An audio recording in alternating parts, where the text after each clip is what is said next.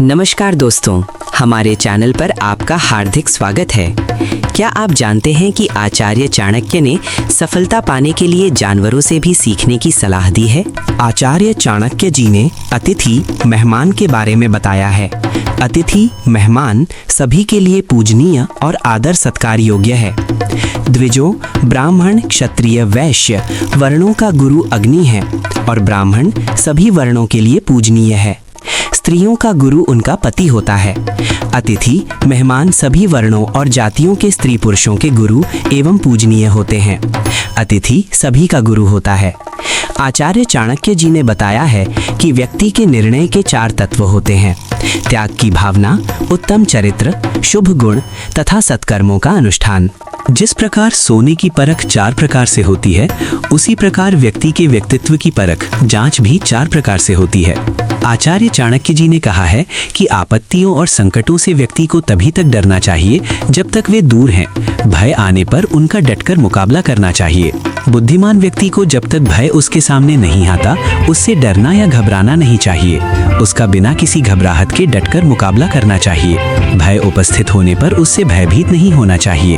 उसका डटकर सामना करना ही मनुष्य की वीरता है। भय के सामने आने पर घबराना नहीं चाहिए, उस पर निसंकोच होकर प्रहार करना चाहिए। आचार्य चाणक्य जी कहते हैं कि जिस प्रकार बेर के वृक्ष पर उगने वाले कांटे और बेर के फल एक जैसे स्वभाव वाले नहीं होते, ठीक उसी तरह एक ही नक्षत्र में जन्मे एक ही माता के गर्भ से जन्मे बालक भी एक जैसे स्वभाव वाले नहीं होते। एक ही समय अथवा एक नक्षत्र में एक ही माता के गर्भ से उत्पन्न जुड़वा बालक भी एक स्वभाव के नहीं होते। दोनों के स्वभाव एक दूसरे से अलग होते हैं। उसी प्रकार जैसे बेर के वृक्ष पर उगने वाले फल व कांटे दोनों उगते हैं और उनका स्वभाव बिल्कुल अलग होता है। बेर के फल जहां लोगों को स्वादिष्ट लगते हैं, परंतु बेर के वृक्ष पर उत्पन्न कांटे चुभन पैदा कर व्यक्ति को दुख पहुंचाते हैं। आचार्य चाणक्य जी कहते हैं कि जो कभी अधिकारों के पीछे भागने की इच्छा नहीं रखता, जो किसी पद या पदार्थ को पीने की इच्छा नहीं रखता, वो अपनी वेशभूषा के प्रति भी ध्यान नहीं रखता। बुद्धिहीन पुरुष प्रिय और मीठे वचन नहीं बोलता तथा सत्य बोलने वाला मक्कार धूर्त नहीं होता। अधिकतर देखा जाता है कि योग्य व्यक्ति ही अधिकारों की प्राप्ति हेतु सचेत रहता है और किसी से मिलने जाने पर या किसी के अपने घर आने पर कपड़ों तथा सजने संवरने की ओर विशेष ध्यान देता है। जिसे कुछ लेना देना ही नहीं, उसे किसी की क्या चिंता। वो इन सभी बातों की ओर तो ध्यान ही नहीं देता। अकुशल व्यक्ति अपनी बात को ठीक ढंग से नहीं कह पाता और साफ साफ कहने वाला व्यक्ति अपने मन में कुछ भी छिपाकर नहीं रखता। वो तो सत्य वचन ही कहता है। आचार्य चाणक्य जी कहते हैं कि जो गुण जिसके पास नहीं है, वो दूसरों के पास देखकर ईर्ष्या करता है।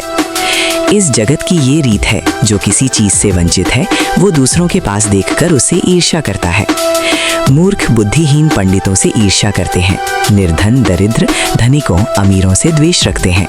वेश्याएं कुलीन पतिव्रता स्त्रियों से तथा सौभाग्यवती सुहागिन स्त्रियों से विधवाएं द्वेष करती हैं। आचार्य चाणक्य जी कहते हैं कि आलस्य और अभ्यास के बिना विद्या नष्ट हो जाती है। दूसरे के हाथ में गया धन आसानी से नहीं मिलता। बीज की कमी से खेत नष्ट हो जाता है तथा बिना सेनापति के सेना मारी जाती है। आलसी व्यक्ति अभ्यास के अभाव में जो विद्या उसे प्राप्त होती है, उसकी भी रक्षा नहीं कर पाता। अपना धन यदि दूसरे के हाथ में चला गया तो वह आवश्यकता पड़ने पर समय से नहीं मिल पाता। धन वही होता है जो अपने हाथ में हो, अपने पास हो। बीज की कमी से खेत में भरपूर फसल नहीं होती। खेत में तभी फसल भरपूर होगी जब उसमें बीज उत्तम और पर्याप्त मात्रा में डाला जाएगा। बिना सेनापति के सेना युद्ध में हार जाती है और मृत्यु को प्राप्त होती है। आचार्य चाणक्य जी कहते हैं कि विद्या की रक्षा निरंतर अभ्यास से होती है। सदाचार के संरक्षण से कुल का नाम रोशन होता है। आर्य की पहचान उसके श्रेष्ठ गुणों से होती है और क्रोध का ज्ञान नेत्रों से होता है। अभ्यास के अभाव में व्यक्ति विद्या की रक्षा नहीं कर पाता। वो पढ़ी हुई विद्या भी याद नहीं रख पाता। बिना अभ्यास के शिक्षित व्यक्ति में आत्मविश्वास की कमी रहती है। समाज में किसी भी कुल की प्रतिष्ठा मान सम्मान धन दौलत से नहीं होता। कुल का गौरव और यश उत्तम गुण कर्म और स्वभाव से होता है। यदि व्यक्ति के पास खूब धन दौलत है और वो चरित्रहीन है तो उस व्यक्ति को समाज में मान सम्मान आदर नहीं मिलता। आर्य नाम रखने से कोई श्रेष्ठ नहीं बन जाता। आर्य की पहचान उसके श्रेष्ठ गुणों से होती है। श्रेष्ठ मनुष्य नाम से नहीं अपने गुणों से जाना जाता है। क्रोध का ज्ञान मनुष्य के नेत्रों से हो जाता है। किसी अप्रिय वस्तु या व्यक्ति को देखते ही मनुष्य के मन का क्रोध उसके नेत्रों से पता चलता है। आचार्य चाणक्य जी कहते हैं कि धन से धर्म की, विद्या की रक्षा अभ्यास से, राजा की रक्षा कोमलता और मधुरता से, घर की रक्षा पतिव्रता सर्वगुण संपन्न नारी से होती है। धन से धार्मिक कार्यों का अनुष्ठान होता है और धर्म की प्राप्ति होती है। धन से धर्म की रक्षा होती है। सभी धर्म कर्म धन से ही संपन्न होते हैं। बिना धन के तो व्यक्ति की जीवन यात्रा नहीं चलती। योग का अर्थ कर्म विधान में निपुण है। बुद्धिमान व्यक्ति यदि व्यवहार कुशल नहीं, लोक जीवन न के निर्वाह में योग्य नहीं है तो उसकी विद्या भी उपहास का विषय बन जाती है। कुशलता से विद्या की रक्षा होती है। राजा को उसकी प्रजा अपना रक्षक परमात्मा मानती है और उससे अपने प्रति कोमल और दयापूर्ण व्यवहार की अपेक्षा रखती है। राजा का कर्तव्य है कि यदि किसी बात में उसकी प्रजा का कोई दोष है तो उसे कठोर दंड न देकर प्रजा के प्रति उदारता दिखाएं। इसमें राजा की महानता होती है। यदि राजा अपनी प्रजा के प्रति कोमल व प्रेम पूर्वक व्यवहार रखेगा तो प्रजा उसे राजा नहीं परमेश्वर मानती है। जब तक घर की स्त्री ढंग से पतिव्रता बनकर रहती है उस घर का समाज में खूब मान सम्मान होता है। जब स्त्री अपने पतिव्रता धर्म से पथभ्रष्ट हो जाती है तो सारे परिवार की प्रतिष्ठा मिट्टी में मिल जाती है। आचार्य चाणक्य जी कहते हैं कि वेदों के तत्व ज्ञान को, शास्त्रों और उसके श्रेष्ठाचार को व्यर्थ बताने वाले, संतों को ढोंगी पाखंडी कहने वाले व्यक्ति सदा दुख पाते हैं। वेदों के तत्व ज्ञान को व्यर्थ कहने और उनकी निंदा करने वाले व्यक्ति, शास्त्रों और उसके श्रेष्ठाचार व्यर्थ बताने वाले, उनके विषय में अनाप शनाप अपशब्द बोलकर वाद उत्पन्न करने वाले व्यक्ति सदैव दुख पाते हैं। संतों महात्माओं को ढोंगी पाखंडी धूर्त कहकर उनका उपहास उड़ाने वाले व्यक्ति, उनके चरित्र को मिथ्या कहकर कलंकित करने वाले व्यक्ति इस लोक में तो क्या परलोक में भी भारी कष्ट उठाते हैं। किसी अपशब्द कहना, उनका उपहास उड़ाना व्यक्ति की मूर्खता है। चाणक्य जी कहते हैं कि दान से दरिद्रता का नाश होता है, सुशीलता सदाचार से दुर्गति का नाश होता है, बुद्धि अज्ञान को नष्ट करती है, सद्भावना से भय का नाश होता है। दान देना बहुत अच्छा कार्य है, परंतु दान उसी व्यक्ति को देना चाहिए जिसके पास दान देने के लिए पर्याप्त धन हो। दान देने से धन की कमी नहीं होती। जो व्यक्ति स्वयं कष्ट सहकर दूसरों के कष्ट दूर करने का प्रयास करता है, ऐसे उदार दरिद्र व्यक्ति के प्रति प्रभु अपने दया भाव से उसकी दरिद्रता शीघ्र ही दूर कर देते हैं। संकट उत्पन्न होने पर अपने सदाचार की रक्षा में तत्पर व्यक्ति अन्य व्यक्तियों की दृष्टि में बहुत ऊंचा उठ जाता है। उसका अत्यधिक महत्व बढ़ जाता है। समाज में लोग उसका मान सम्मान करने लगते हैं और उसके मित्र उसके सहयोग के लिए तैयार हो जाते हैं। इससे उत्तम बुद्धि का संकट दूर हो जाता है। उत्तम बुद्धि का कार्य है अज्ञान का विनाश करना। यदि अज्ञान का विनाश नहीं होगा तो बुद्धि की सात्विकता संदेह की वस्तु बन जाती है। बुद्धि अज्ञान का विनाश करती है। भय डर का मुख्य कारण दुर्भावना है और दुर्भावना को दूर करके ही भय को मिटाया जा सकता है। भय डर की आशंका का मूल कारण अविश्वास और संदेह होता है। सद्भावना से भय का नाश होता है। काम के समान और कोई रोग नहीं है। मोह के समान कोई शत्रु नहीं होता है। क्रोध के समान अन्य कोई अग्नि नहीं है तथा ज्ञान से बढ़कर इस जग में कोई सुख नहीं होता। काम के समान कोई व्याधि रोग नहीं है। काम वासना एक असाध्य रोग है जो मनुष्य के शरीर को खोखला करके उसे बिल्कुल अशक्त बना देता है। मोह के समान इस संसार में कोई बैरी और भयंकर शत्रु नहीं होता। क्रोध के समान अन्य कोई अग्नि नहीं है जो मनुष्य को अंदर ही अंदर जलाकर नष्ट करती रहती है।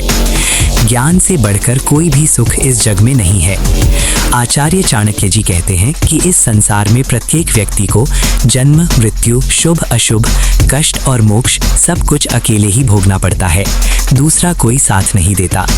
इस संसार में जन्मे प्रत्येक व्यक्ति को कर्मों का फल भोगना पड़ता है।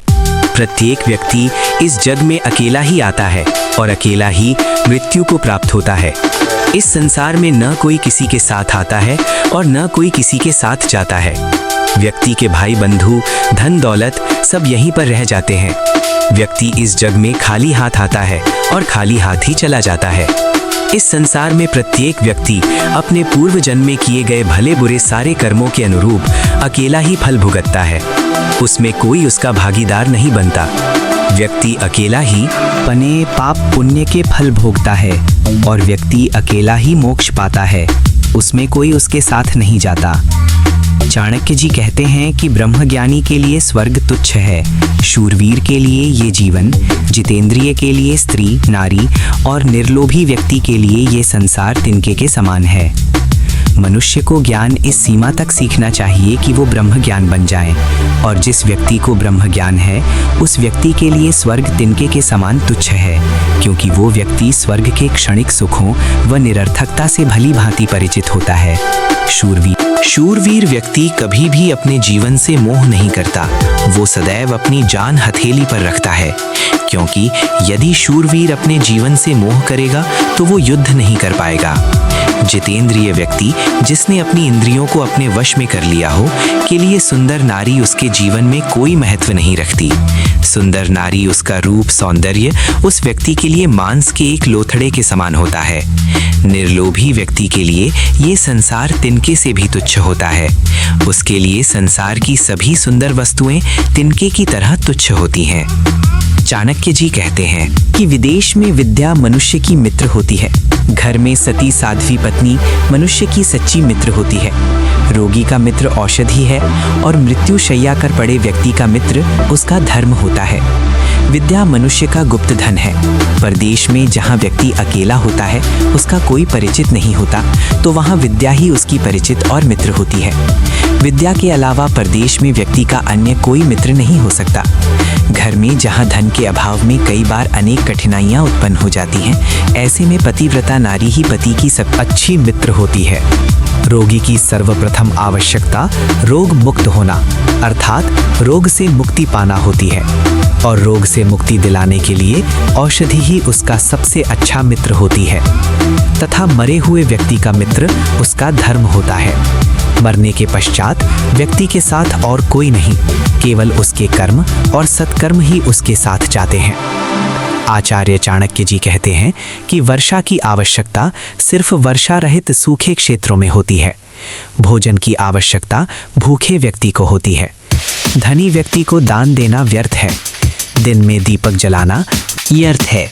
समुद्र में वर्षा का होना व्यर्थ है। जिस व्यक्ति का पेट भरा हो, भोजन से तृप्त हो, ऐसे व्यक्ति को भोजन कराना व्यर्थ है। धनी को व्यक्तियों को दान देना उसी प्रकार व्यर्थ है जैसे दिन में सूर्य के उजाले में दीपक जलाना। आचार्य चाणक्य जी कहते हैं कि मेघ के जल के समान कोई दूसरा जल स्वच्छ नहीं होता, आत्मबल के समान कोई बल नहीं होता, नेत्र के समान कोई ज्योति नहीं है, तथा अन्न के समान कोई वस्तु प्रिय नहीं होती। मेघ बादलों से बरसने वाले जल के समान दूसरा कोई जल स्वच्छ और शुद्ध नहीं होता। वह व्यक्ति में यदि आत्मबल है तो बाहरी शक्तियां भी उस व्यक्ति का साथ देती हैं। आत्मबल के समान कोई दूसरा बल नहीं होता। आत्मबल शरीर और इंद्रियों के बल से बढ़कर होता है। नेत्र ज्योति के समान दूसरी कोई ज्योति नहीं होती, क्योंकि नेत्रों की ज्योति से ही हम सब कुछ देखते हैं। और अन्न के समान दूसरी कोई प्रिय वस्तु नहीं है, और ना ही अन्न के अतिरिक्त किसी वस्तु से हमारी भूख शांत होती है। आचार्य चाणक्य जी कहते हैं कि इस जगत में जन्मे सभी व्यक्तियों के पास किसी न किसी वस्तु का अभाव होता है, परंतु जो कुछ उनके पास होता है वे उसे महत्व न देकर सदैव अप्राप्त वस्तु पाने की इच्छा रखते हैं। जिस व्यक्ति के पास जिस वस्तु की कमी होती है वह उस वस्तु को प्राप्त करने के लिए दिन रात प्रयत्न करता है। जैसे गरीब व्यक्ति के लिए धन सबसे महत्वपूर्ण होता है, वह उसे पाने के लिए प्रयत्न करता रहता है। पशु वाणी के अभाव में उसे पाने की लालसा रखते हैं। व्यक्ति पृथ्वी लोक पर रहते हुए स्वर्ग के सुख पाने के स्वप्न देखता रहता है, जबकि स्वर्ग में रहने वाले देवता मोक्ष प्राप्ति की इच्छा रखते हैं। आचार्य चाणक्य जी कहते हैं कि सब कुछ सत्य में स्थित है। सत्य के बल पर पृथ्वी टिकी है, सत्य के बल से ही सूर्य में तेज है, सत्य की शक्ति से ही वायु चलती है। यहाँ पर सत्य का अर्थ ब्रह्म से है। ज्ञान और ब्रह्म का पर्याय सत्य है। इस संसार में सत्य ही ईश्वर प्रभु है। सत्य पर ही धर्म स्थित है, सत्य के आधार पर ही यह पृथ्वी स्थिर है, सत्य की कृपा से ही सूर्य चमकता है, सत्य की शक्ति से ही दिन व रात में वायु चलती है। सब कुछ सत्य पर ही टिका हुआ है। सत्य ही ईश्वर है। ईश्वर ही संसार का उत्पादक, संरक्षक व संहारक है। सारी महिमा ईश्वर की है। आचार्य चाणक्य जी कहते हैं कि इस चलायमान जग संसार में लक्ष्मी, प्राण, यौवन तथा जीवन सभी कुछ चलायमान है। केवल एक धर्म ही निश्चल है। इस संसार में लक्ष्मी, धन संपत्ति सब चलायमान है, नाशवान है। प्राण भी सदा तन में रहने वाले नहीं हैं, प्राण भी नाशवान है। जीवन और यौवन भी चलायमान है, नाशवान है। सब कुछ अस्थिर है, ये सब नश्वर है। केवल धर्म ही सत्य और शाश्वत है। इस नश्वर संसार में केवल धर्म ही ऐसी वस्तु है जो नश्वर नहीं है, अमर है। व्यक्ति को चाहिए कि वो धर्म का दृढ़तापूर्वक पालन करे। आचार्य चाणक्य जी कहते हैं कि मनुष्यों में नाई, पक्षियों में कौवा, चार पैर वाले प्राणियों में सियार, गीदड़, नारियों में मालिन, धूर्त, चालक होती है। मनुष्य में नाई सर्वाधिक होशियार, चालाक होता है और पक्षियों में कौवा सबसे अधिक चतुर, चालाक होता है। चार पैर वाले प्राणियों में गीदड़, सियार बहुत चालाक माना जाता है और स्त्रियों में मालिन को सबसे ज्यादा धूर्त, चालाक कहा जाता है। ये चारों दूसरों का कार्य बिगाड़ कर प्रसन्न होते हैं, एक दूसरे का आपस में झगड़ा करवाते हैं और बैर उत्पन्न कराते हैं। आचार्य चाणक्य जी कहते हैं कि जन्मदाता पिता के अतिरिक्त चार पिता अन्य भी होते हैं: उपनयन, गुरु, अन्नदाता और भय से रक्षा करने वाला। जन्मदाता जन्म देने वाला पिता तथा उपनयन संस्कार करने वाला गुरु अर्थात विद्यादाता जो विद्या सिखाता है। अन्नदाता अन्न देने वाला, भय से रक्षा करने वाला। ये पांच पिता बताए गए हैं। आचार्य चाणक्य जी कहते हैं कि राजा की पत्नी, गुरु की पत्नी, मित्र की पत्नी, पत्नी की माता, अपनी जननी, ये पांच माताएं मानी जाती हैं। मनुष्य की स्वयं की माता जननी के अतिरिक्त चार और माताएं बताई गई हैं। जा की पत्नी, गुरु की पत्नी, मित्र की पत्नी, पत्नी का माता, सास, इस सभी पांचों के साथ अपनी माता जननी के समान ही व्यवहार करना चाहिए।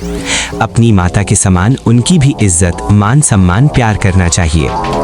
तो दोस्तों, ये थे चाणक्य नीति के वो अनमोल सूत्र जो हमें जानवरों और प्रकृति से भी जीवन जीने की कला सिखाते हैं। शेर की तरह एकाग्रता, कुत्ते की तरह वफादारी और बगुले की तरह संयम। अगर हम इन गुणों को अपना लें तो सफलता हमारे कदम चूमेगी। आपको इनमें से कौन सा गुण सबसे ज्यादा महत्वपूर्ण लगा? हमें कमेंट करके जरूर बताएं। अगर आपको आज का ये वीडियो ज्ञानवर्धक लगा हो तो इसे लाइक करें और अपने दोस्तों व परिवार के साथ शेयर करना ना भूलें। ऐसे ही जीवन बदलने वाले विचारों को सुनने के लिए हमारे चैनल को अभी सब्सक्राइब करें और बेल आइकन दबाएं। जल्द ही मिलेंगे अगले अध्याय के साथ। तब तक सीखते रहें और आगे बढ़ते रहें। धन्यवाद।